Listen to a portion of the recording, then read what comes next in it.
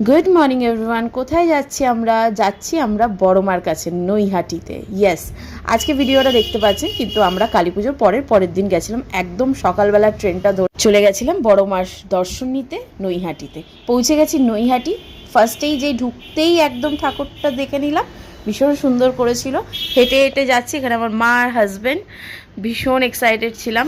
রাস্তাটা ভীষণই ফাঁকা ছিল, রাত্রেবেলা আসলে এই রাস্তা দিয়ে ঢুকতেও দিত না। ফার্স্টেই দেখুন কি সুন্দর না, ঠাকুরটা বিশাল বড় ছিল, বিশাল বড়। নৈহাটির ঠাকুরগুলো বিশাল বড় বড় হয় আর ভীষণ সুন্দর সুন্দর হয়। এই বড়মার দিকে যাওয়ার সময় এই ঠাকুরগুলো পড়ে, তো দেখে নিলাম, ভীষণ সুন্দর সুন্দর ছিল। দেখুন চলে এসেছি বড়মার কাছে, দেখতেই পাচ্ছেন ভীষণ রাস্তাটা ফাঁকা ছিল, সামনে শুধু ভিড় ছিল। দেখুন আপনারাও দর্শন করে নিন বড়মা।